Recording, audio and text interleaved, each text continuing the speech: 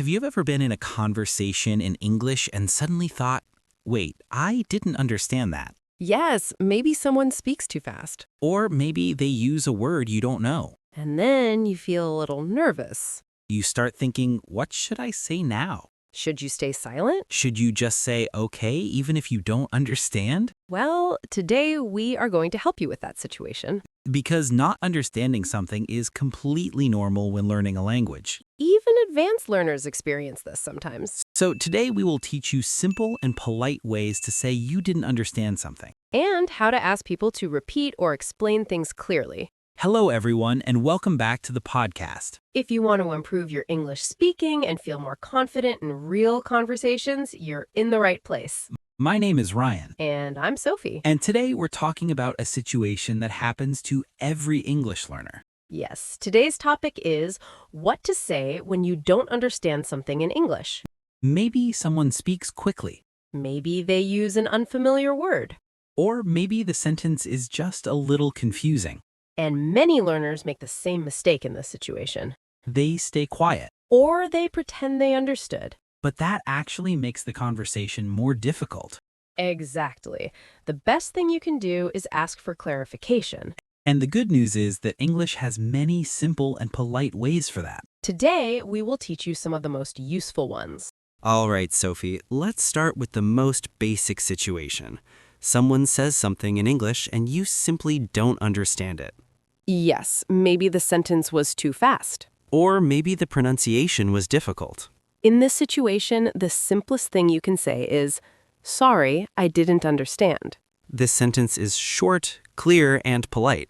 You can also say, "Sorry, I don't understand." Both sentences are completely natural in everyday conversations. Let's imagine a small conversation. Someone says, "Could you send me the report by Thursday afternoon?" But maybe you didn't catch everything. You could say, "Sorry, I didn't understand. Could you say that again?" Now the other person will repeat the sentence. And usually they will speak a little slower. Another very common phrase is, "I'm not sure I understand." Yes, this sounds a little softer and very polite. For example, "I'm not sure I understand. Could you explain that again?" This shows that you are trying to understand. And people usually appreciate that. Sometimes the problem is not the meaning. Maybe the person just spoke too fast. In that case, you can simply say, "Could you repeat that?" Or, "Could you say that again?" These two phrases are extremely common in everyday English. Native speakers use them all the time. Sometimes repeating is not enough. Yes, maybe the person still speaks very quickly. So you can say, "Could you speak a little more slowly?" Or a shorter version, "Could you slow down a bit?" Both sound polite and natural. Here's a small tip for English learners. Never feel embarrassed to say you didn't understand. It's actually part of the learning process. And most people will happily repeat or explain things. In fact, asking questions often makes the conversation better and clearer. All right, Sophie, in part one, we talked about simple phrases like, "Sorry, I didn't understand." Yes, those are great when you miss something or don't hear clearly. But sometimes the situation is a little different. Exactly. Sometimes you hear the sentence, but the meaning is not clear. Maybe there is a new word. Or maybe the idea is a little confusing, In that situation, we usually ask for clarification. which simply means asking someone to explain something more clearly. One of the most common phrases is, "What do you mean?" Yes, native speakers use this phrase all the time. It simply means you want the person to explain their idea. For example, imagine someone says, "I think this plan might be risky." And you're not sure why they think that. You could ask, "What do you mean?" Or a slightly longer version, "What do you mean by that?" Now the other person will probably explain their opinion. Another very useful phrase is, "What does that mean?" This one is perfect when you hear a word or expression you don't know. Let's imagine someone says, "This project is a piece of cake." But maybe you don't know that expression. You could ask, "Sorry, what does a piece of cake mean?" And then the person might say, "It means something is very easy." And just like that, you learned a new expression. Another great phrase is, could you explain that? This is very polite and very natural. You can also make it a little longer. Could you explain that a little more? Or could you explain that in another way? This is especially helpful when the explanation is difficult. Sometimes you think you understood the idea, but you want to check. Yes, this is actually a very smart communication skill. You can say, so do you mean... For example, someone says, we should postpone the meeting. You might say, so do you mean we should move the meeting to another day? Now the person can confirm or correct your understanding. This kind of technique is used a lot in professional conversations. Another useful sentence is, let me see if I understood. This shows that you are really trying to understand the idea. For example, let me see if I understood. You want us to finish the project before Friday, right? This kind of sentence makes communication much clearer. Let's imagine a real situation. Your colleague says, we might need to adjust the timeline for this project. You could respond in different ways. For example, sorry, could you explain what you mean? Or, do you mean we need more time? Or even, I'm not sure I understand. Could you explain that a bit more? All of these responses keep the conversation going. And they help you understand the situation better. Here's something important to remember. Good communication is not only about speaking clearly. It is also about asking questions when something is not clear.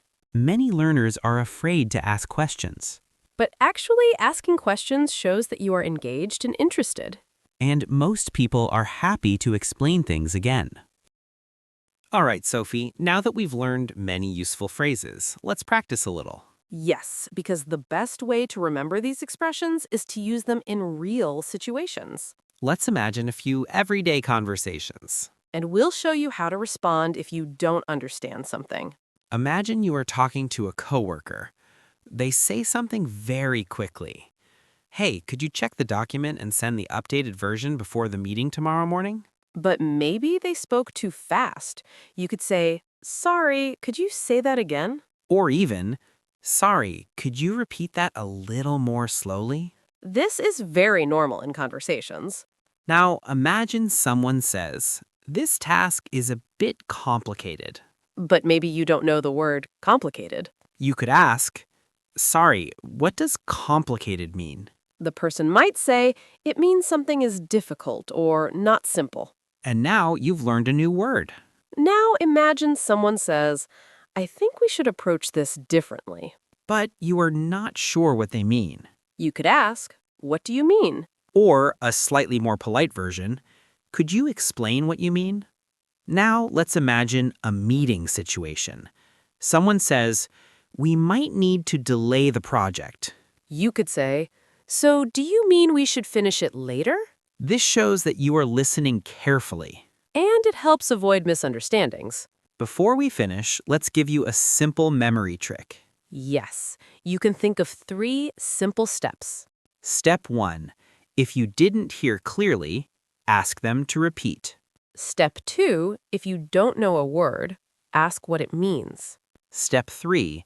If the idea is confusing, ask them to explain. These 3 simple actions can help you in almost any conversation.